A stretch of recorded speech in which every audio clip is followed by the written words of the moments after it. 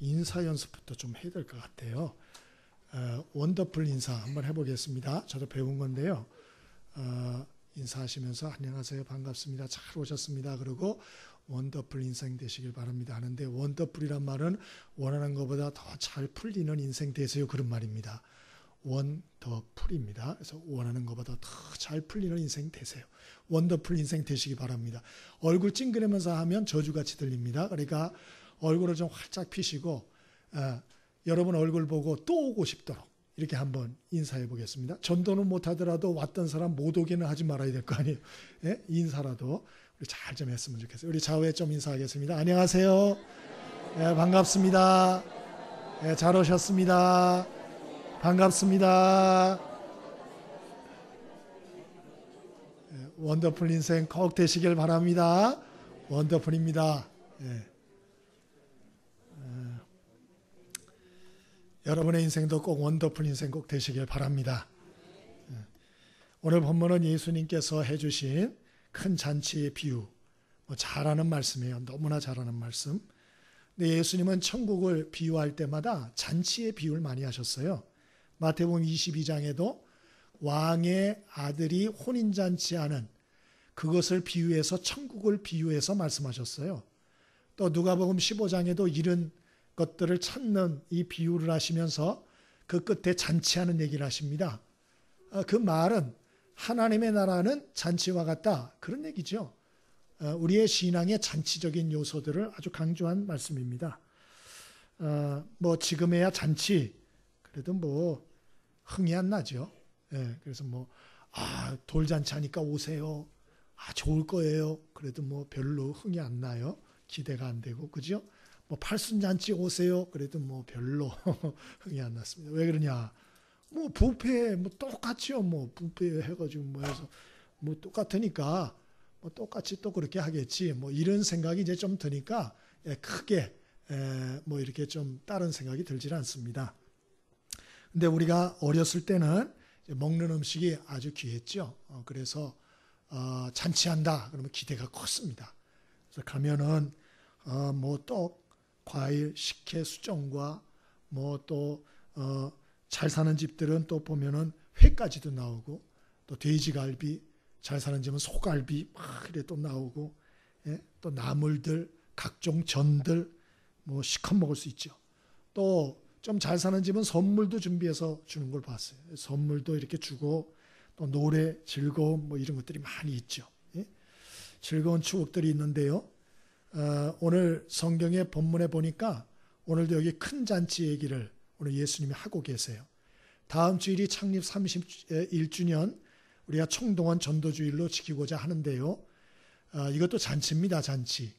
그래서 이 잔치를 우리가 어떻게 준비해야 될까 좀 같이 나눠보기를 원합니다.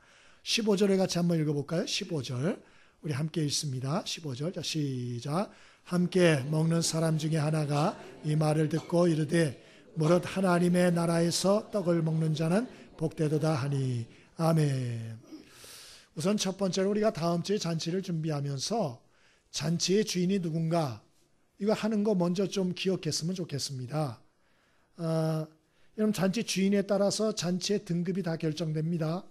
잔치라고 똑같은 잔치는 아니죠. 여러분이 잘 아는 대로 뭐 요즘도 잔치가 많습니다만은 저도 이리저리 잔치를 가보지만은 좀 격이 조금씩 틀리더라고요. 잘하는 데도 있고 조금 좀 부족하다 생각이 드는 분도 있고, 초청을 받아서 이렇게 가보면 약도가 틀려요. 그래가지고 막 헤맬 때도 있고, 또 입구에 딱 들어가 보면 안내하는 사람이 없어요. 그래서 어디로 가야 될지 이렇게 모를 때도 있고, 또 주차할 곳에 주차 도우미가 없어가지고 아주 애를 먹을 때가 있고, 또 어렵게 도착을 해서 이렇게 만나는데 이게 좀 반갑게 인사를 해주면 좋은데 거칠게 인사해요. 예? 안녕하세요. 이러고 끝나고, 야, 이거 참 부주를 챙기는 데만 관심이 있으신 것 같다. 뭐 이런 생각이 또 들기도 하고, 뭐 그런 데야 있겠습니까만은, 근데 그러한 느낌을 가질 수가 있다는 것이에요. 또 식당도 가보면 자리도 없고, 또 자리 배정해 주는 사람도 하나도 없고, 예? 또 음식도 다 맛이 변해 있고, 또 음식 떨어졌는데 보충도 안 하고, 신경 쓰는 그런 어떤 주최 측의 사람도 아무도 없고, 이리 보면 야, 이 형편없구나. 그러고 욕을 먹죠. 누가 욕을 먹을까요? 예? 뷔페집 아저씨가 욕 먹습니까? 예. 잔치 배설한 주인이 욕을 먹는 거예요. 주인이. 예? 여러분, 다음 주에 우리가 교회에서 잔치를 배설합니다마는 영혼의 축제, 구원의 축제 잔치지요. 근데 이 주인이 누군가 하는 걸 꼭 명심하셔야 돼요. 그게 누굴까요? 홍 목사예요? 절대 아닙니다. 여러분들이 주인이세요? 아닙니다. 하나님의 교회 머리는 하나님이세요. 그러니까 이 잔치의 주인이 누구냐? 하나님이라는 걸 명심할 수 있게 되길 바랍니다. 그러니까 잘못 준비하면 누가 욕을 먹죠? 하나님이 욕을 먹는 거예요. 그래서 우리가 이 준비를 정말 잘 할 필요가 있는 것입니다. 이자크 디네센이라고 하는 그 덴마크의 작가가 있습니다. 이분이 그 바베트의 만찬이라는 그 해밍웨이도 극찬을 한 소설을 썼습니다. 거기에 보면 18세기 노르웨이 피오르트 부근의 작은 마을, 여기는 이제 굉장히 춥고 바람도 많이 불고 우울증 환자들이 많은 이제 그런 곳인데요. 여기에 이제 마르뜬의 필리빠라는 두 자매를 이제 프랑스의 여인인 바베트라는 여인이 찾아오는 거예요. 근데 이 마르뜬의 필리빠라는 여인은 아버지가 노르웨이의 유명한 목사였습니다. 이제 아버지가 마을의 정신적인 지도자 역할도 했는데 돌아가셨어요.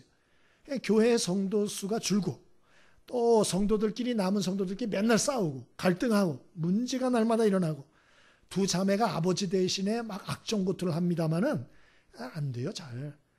근데 이 두 자매가 그러면서 막 가슴 앓으려 하면서 나이가 들어가는데 프랑스에서 바베트라는 여인이 찾아온 거예요. 그리고 자기를 좀 가정부로 써달라고 그렇게 말합니다. 이 여인은 원래 프랑스 혁명으로 남편과 아들을 잃고 감옥살이를 하다가 도망쳐 나온 거예요. 그래서 멀리 노르웨이까지 온 겁니다. 그래서 마르뜬의 필리빠라는 두 여인의 집에서 가정부를 좀 하게 해달라 부탁을 하죠. 하도 애원을 해서 오케이 합니다. 근데 이분이 너무 살림을 잘하는 거예요. 그 동네 사람들에게 너무 잘하는 거예요. 그래서 지방과 마을에 생기가 돌기 시작합니다. 그렇게 12년이 흘러가는데 이제 아버지 목사님이 돌아가신 지 100세 되던 해가 됐습니다. 그 아버지 생신이 돼가지고 마을, 교회 여전히 싸우고 불화를 했기 때문에 어떻게 이걸 해결을 할까 마르뜨네와 필리빠가 고민을 하다가 잔치를 열자, 잔치를 검소하게 그 계획을 합니다. 근데 이제 돈이 없으니까 검소하게 치르려고 하는데 그때 가정부 바베트한테 프랑스에서 편지가 나옵니다. 그래서 이 여인에게 배당되었던 재산이 돈으로 온 거예요. 예? 그게 얼마나 10,000프랑이에요. 10,000프랑. 당시로 어마어마하게 큰 돈인데요. 그래서 두 자매가 이제 바베트도 떠나가겠구나 그렇게 생각을 한 것이에요. 근데 바베트가 의외의 제안을 합니다. 100세 목사님 100세 잔치를 내가 준비하게 해달라 그렇게 말합니다. 그래가지고 아니 그렇게 하면 어떻게 하냐 우리가 준비해야지 그랬더니 내가 하게 해달라. 그럼 어떤 음식을 하려고 그러냐 그랬더니 그것도 맡겨달라. 내가 프랑스 음식으로 그냥 하겠다. 걱정하지 말라고. 대신 동네 사람들한테는 얘기하지 말라고. 그래가지고 하여튼 준비를 합니다. 동네 사람들에게 잔치한다고 몇 시에 어디로 오라고 다 얘기를 합니다. 그 당일날이 딱 됐어요.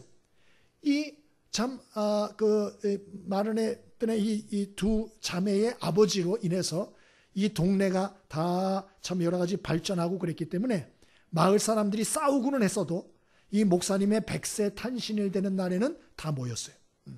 그러나 서로 말도 하지 않아요. 얼굴도 보기 싫어합니다.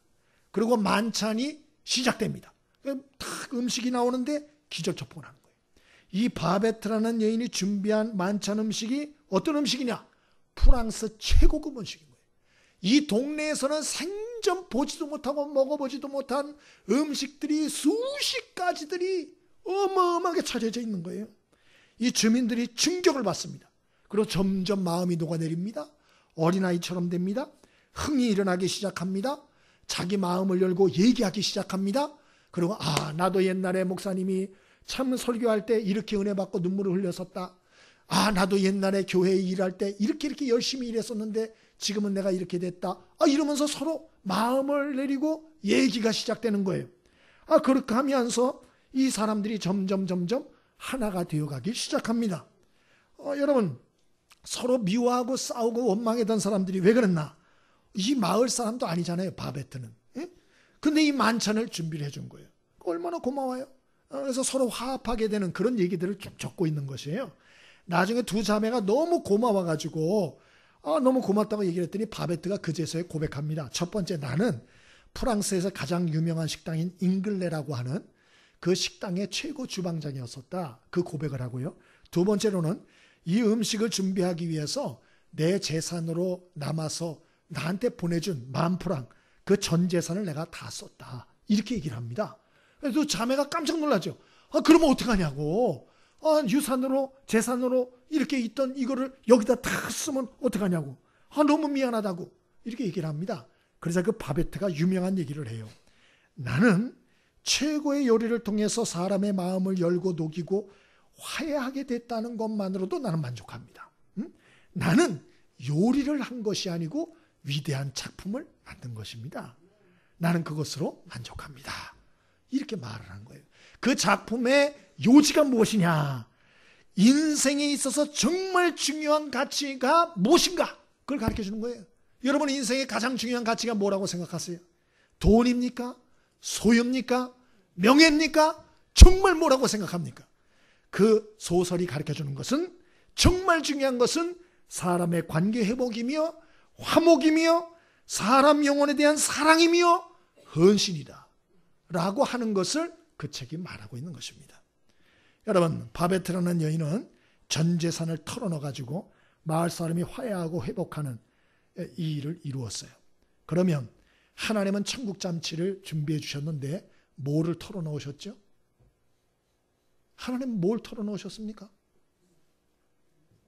아시죠? 전 재산 정도가 아니고 이 우주에 하나밖에 없는 독생자 당신의 아들 예수 그리스도를 십자가에 잡아 희생해 주셨어요.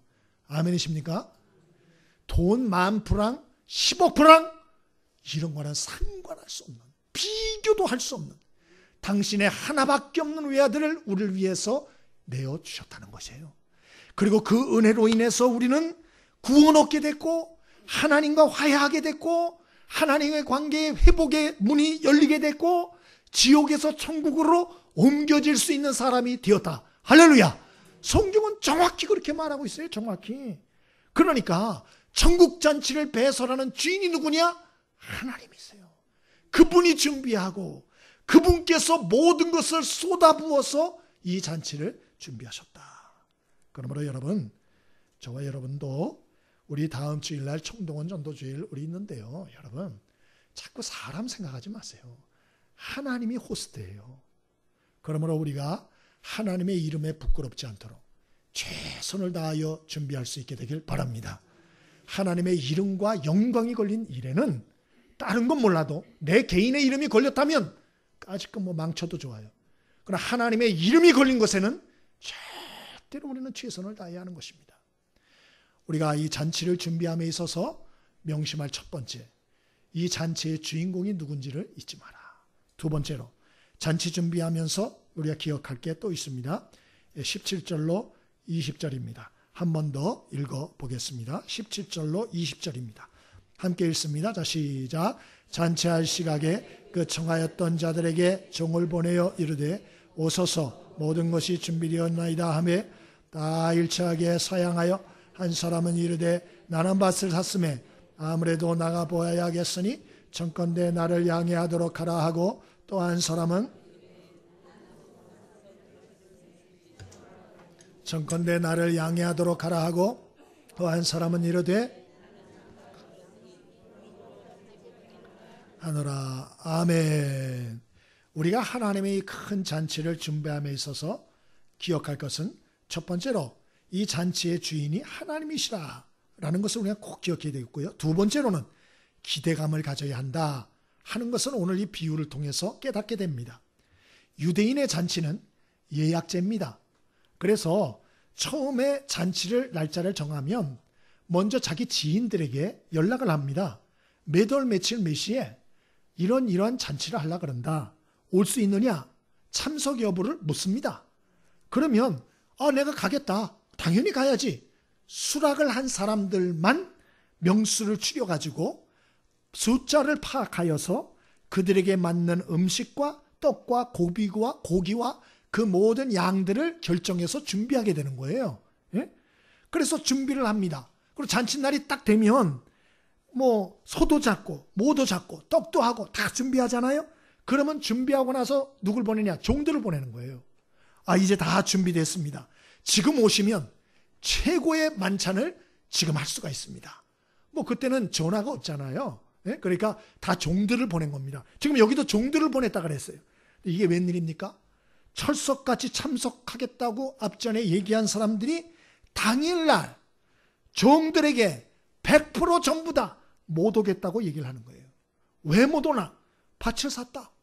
밭을 내가 좀 돌아봐야 되겠다. 소를 샀다. 소를 살펴봐야겠다.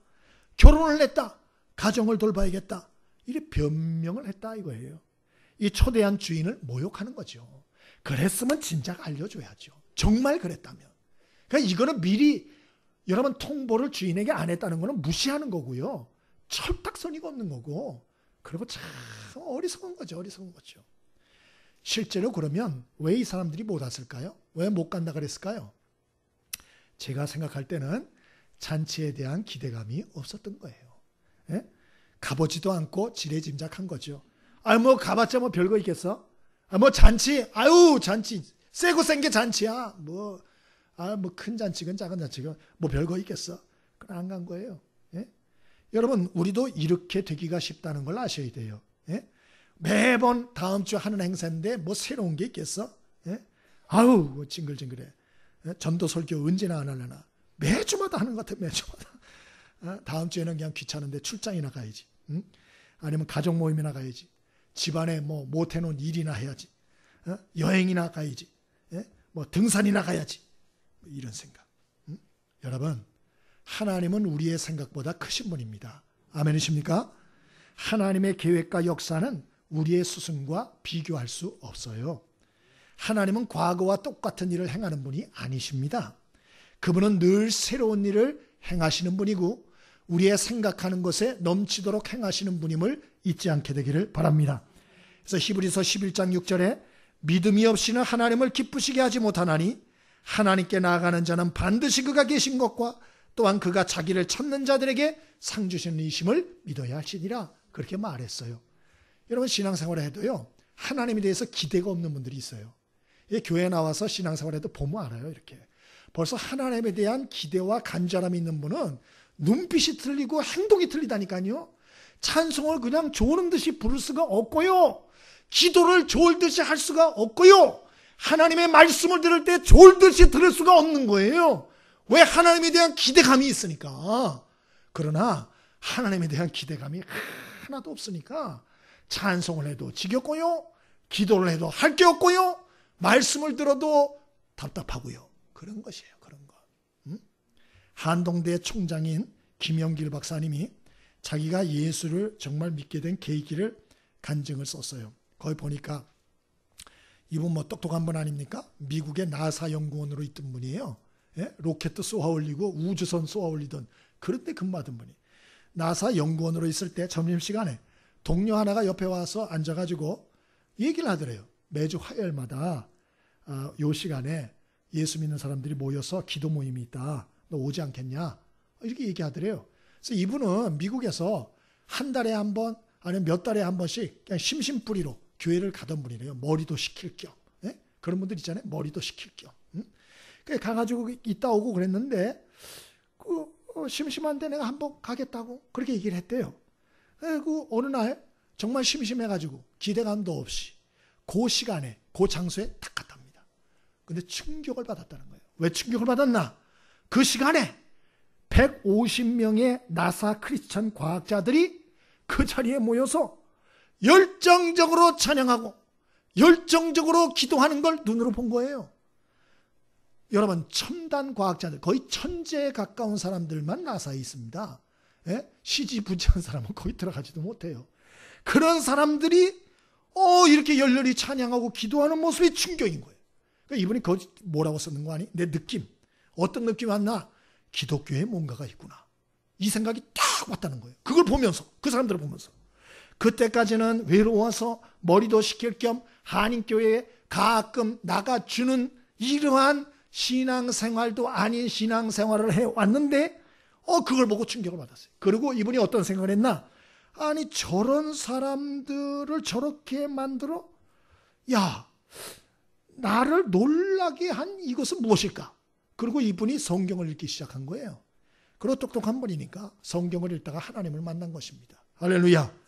그분이 거기다 그렇게 썼더라고요. 여러분, 신앙이 안 깊어지는 사람들은 특징이 있어요. 그거 뭔지 아세요? 기대감이 없어요.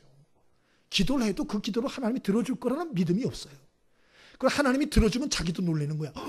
이게 이루어졌네. 자기가 놀래. 하나님이 그거 정말 싫어하세요. 정말 싫어하십니다. 그런 스타일. 여러분, 응답이 안 되더라도 하나님 앞에 믿고 끈질기게 강청하며 기도하라 그러지 않았어요? 여러분을 누가 기대도 안 하는 사람이 여러분이 돼버렸다 생각해 보세요. 얼마나 여러분 인생이 정말 허망합니까? 예? 하나님을 그렇게 대우하지 말라는 거예요. 오늘 여기 거절한 이 세 사람은 전부 다 기대감이 없는 거예요. 하나님의 잔치에 대해서. 저와 여러분이 미래의 어떤 일을 결코 예단하지 마시고 하나님께서 행할 일에 대한 크고 놀라운 일에 대한 기대감을 가지시고 항상 기도함으로 하나님이 예비하신 축복과 은혜의 잔치를 경험하는 저와 여러분의 인생 되어지기를 바랍니다. 그래서 이 다음 주의 잔치도 기대감을 좀 가지고 준비하세요. 예? 뭐 별수가 있을까? 아우 맨날 이런 걸 준비해. 그러지 좀 말고요. 기대감을 가지고 이용하는 거 기대감을 가지고. 마지막 세 번째로 우리가 이 잔치를 어떻게 준비해야 할까? 23절 같이 한번 읽어봅니다. 이 어린애 신경 쓰지 마세요. 다음 주에는 더 많은 애들이 뛰어다닐 수 있어요. 그러니까 여러분이 익숙하게 눈총 주지 말고 그냥 여러분이 집중하세요. 자, 23절 같이 한번 읽어봅니다. 23절 자, 시작. 주인이 종에게 이르되 길과 산울타가로 나가서 사람을 강권하여 데려다가 내 집을 채우라. 아멘. 아멘. 첫 번째로는 잔치를 어떻게 준비한다 그랬죠? 잔치의 주인이 하나님인 것을 기억하자.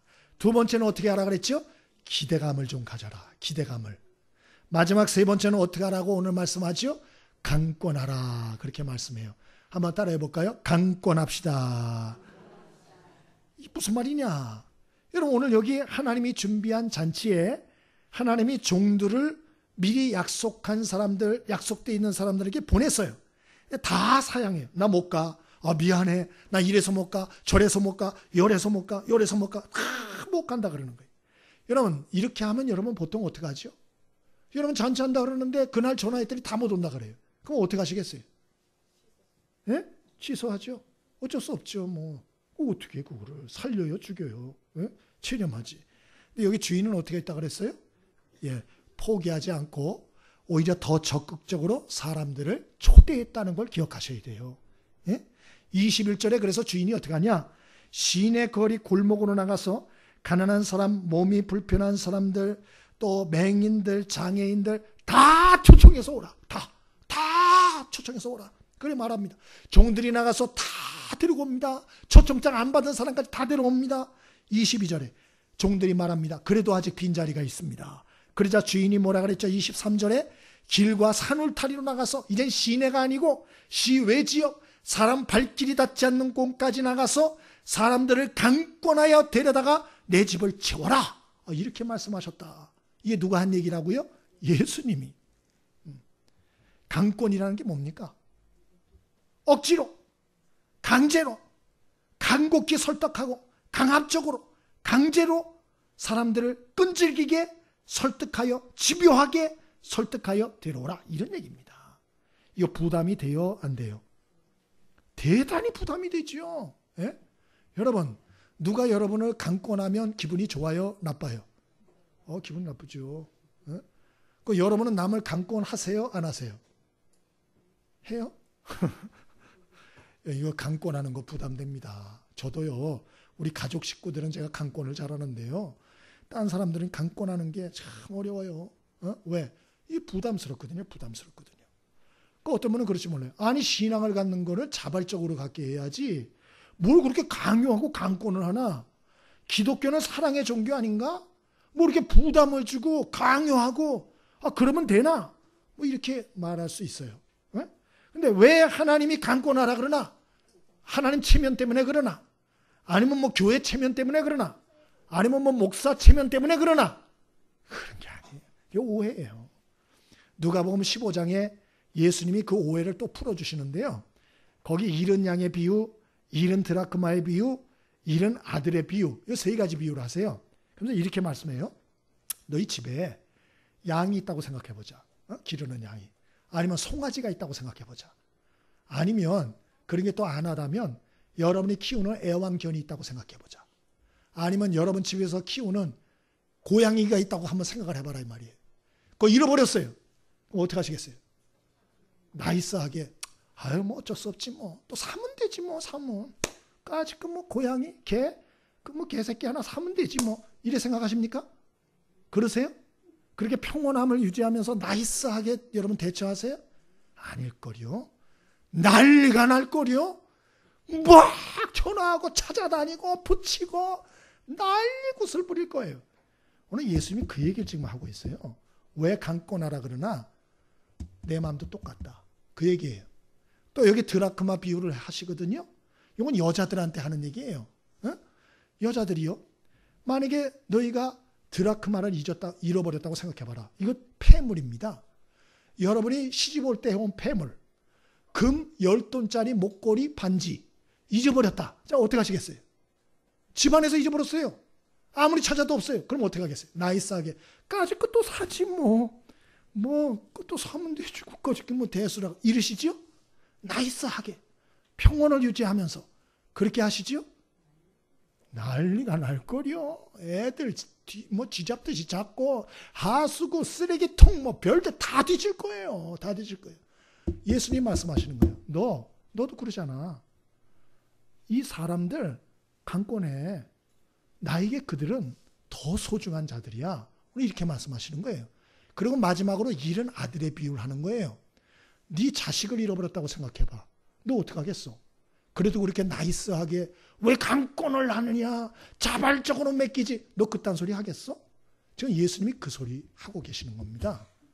여러분, 예수님이 여기서 하시는 말씀은 너희 가족, 친척, 믿지 않는 이웃들, 이 사람들은 네 가족과 친척과 이웃이기 이전에 하나님께 소중한 잃어버려진 하나님의 아들이요, 딸이요, 백성이요, 하나님의 소유요, 하나님이 잃어버린 존재들이라는 거예요. 그러므로 그들이 하나님께 올 수 있도록 강권하라는 거예요. 강권하라는 거예요. 네 소유 이전에 내 소유라는 거예요. 하나님의 백성이라는 것입니다. 여러분, 이러한 하나님의 마음을 좀 여러분이 이해할 수 있게 되기를 바랍니다. 그리고 사람들을 대할 때 좀 더 여러분이 좀 힘을 내서 강권해서 대할 필요가 있어요. 여러분, 사람들은 구원의 중요성도 몰라요. 심판이 있다는 것도 몰라요. 또 사탄 마귀가 자기를 붙들고 있다는 것도 까맣게 모르고 있어요. 그러면 먼저 믿은 우리가 이 불신자들을 좀 불쌍히 여기고 간절한 마음으로 강권하는 자세로 그들을 붙들고 몇 번이라도 그들을 좀 하나님께로 인도하는 이런 자세를 주님이 원하고 계시다. 오늘 이 말씀을 통해 그렇게 가르치는 거예요. 그러므로 강권은 사랑인 거예요. 사랑. 질문하겠습니다. 여러분 자녀들이 공부하는 거 공부 안 하면 여러분 그냥 내버려 두시죠? 나이스하게. 공부하기 싫어? 하지 마. 학교 가기 싫어요. 아 그래? 엄마는 나이스하고 쿨해. 학교 가지 마라. 놀러만 다녀. 여러분 그렇게 하시죠? 왜요? 쿨하시잖아요. 그렇게 하시잖아요. 또 여러분 자녀가 병에 걸려가지고 막 아프면 애가 약 먹기 싫어요. 그러면 쿨하게 먹지 마. 엄마는 나이스해. 먹지 마. 여러분 그러시죠? 그 다음에 주사를 막 왕주사를 주는 거 애가 자지러지고 나 주사 맞기 싫어요. 막 그러면 인권을 존중해야 되는데 의사 선생님 스톱하세요. 우리 아이의 인권을 존중해 주세요. 이러면서 여러분 자녀들한테 주사하는 것도 안 주시죠? 여러분 그렇게 해요? 뭔 소리입니까? 애 살리기 위해서는 주사 10바늘이라도 찔러야지요. 배라도 갈라야죠. 살리려면. 그게 부모 아닙니까? 하나님께서 왜 자꾸 강권을 하라 그럽니까? 크신 하나님, 나이스한 하나님, 정말 없는 게 없는 그 하나님께서 뭐가 아쉬워서 우리들에게 강권하라고 말합니까? 세상에 믿지 않는 자들을 왜 강권에서 데려오라 그럽니까? 좋은 소리도 못 듣는데. 그게 하나님의 마음이라는 거예요. 하나님이 그들을 사랑하신다는 거예요. 여기에 저와 여러분이 눈뜰 수 있게 되기를 바랍니다. 이것을 알고 동참을 할 때 하나님이 큰 은혜를 주세요. 문방현 장로님이라고 계세요. 이분이 1년에 전도를 100명씩 하는 분인데요. 이분이 저 간증을 하는데 예전에도 제가 들었는데 이번에 또 듣고 한참 웃었어요. 이거 뭐라는 거니? 자기가 원래 대머리였대요. 대머리도 머리가 좀 있는 분들이 있습니다. 근데 이분은 머리카락 하나도 없는 대머리. 예? 그러니까 정말 그런 대머리였대요. 그래가지고 이분이 전도를 하는데 모자도 쓰고 이렇게 막 하고 걸려내니까 여러 가지 불편하시더래요. 그래서 하나님한테 그랬대요. 하나님, 전도를 하려는데 머리가 너무 없어서 좀 그렇습니다. 하나님. 그래 얘기를 했대요. 그랬더니 하나님께서 어떻게 해주시나? 머리카락이 나게 하시더래요. 그래서 지금 머리카락이 있으세요. 머리카락이. 그래 있죠 하는데 내가 참 한참 웃었어요. 들으면서. 저희 교회도 예전에 한번 오셨어요. 근데 머리카락이 있으셨어요. 그때도. 여러분, 우리가 이분이 참 하나님께서 얼마나 이런 부분을 기뻐하시는가. 신앙생활에도 기쁘지 않은 분들 있죠. 예? 교회 생활에도 왠지 기쁨이 없고 막 그런 분들. 왜 그런 줄 아세요? 그 마음이 엉뚱한 곳에 가 있어서 그래요. 엉뚱한 곳에서. 하나님은 한 영혼이라도 죽어가는 영혼들을 건져내려는데 마음이 다 가 있는데 자기는 마음이 엉뚱한 데가 있는 거예요. 그러니 무슨 기쁨이 있고 행복이 있고 잔치와 같은 인생이 그 삶에 벌어지겠어요. 관심과 중심이 좀 이동될 수 있기를 바랍니다. 이분이 어떻게 전도를 잘할 수 있나 그 얘기를 하시는데 이렇게 얘기하세요. 의식과 가치관이 바뀌어야 된다. 의식과 가치가 바뀌어야 된다는 얘기가 뭐냐? 교회 안의 숫자를 세지 마라. 응? 많은 성도들이 교회 안의 숫자를 이렇게 보면서 뭐 요 정도면 괜찮아. 전도를 안 한다는 거예요. 그런데 교회 안에 교인들의 숫자를 헤아리지 말고 교회 밖에 있는 불신자들의 숫자를 헤아리라는 거예요. 우리나라는 통계적으로 기독교인이 20%입니다. 20%. 예? 이러면 20%. 그러면 그거 보고 많다 생각할 수 있지만 안 믿는 사람이 더 많다는 거예요. 80%가 안 믿는 사람이 80%가. 그래서 이분은 어떤 생각을 항상 가지고 있나?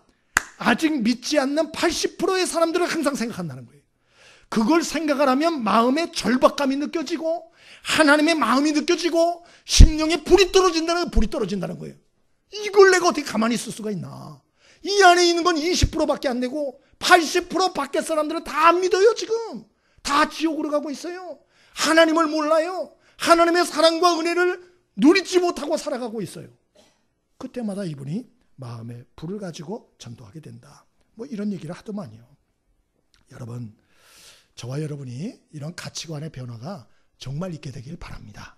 예? 그래서 이 안에서 뽁닥거리고 싸우고 시험 들었다 어쩌다 이러지 말고요. 그건 너무 철이 없는 신앙이에요. 그러지 마시고 여러분, 이 세상에 믿지 않는 수많은 불신자들, 그들을 향한 하나님의 그 안타까운 마음, 그걸 좀 헤아리고 마음에 담고 그리고 어찌하든지 사람들을 좀 강권하여서 하나님께로 인도하는 일에 쓰임받는 귀한 역사들이 있게 되기를 바랍니다.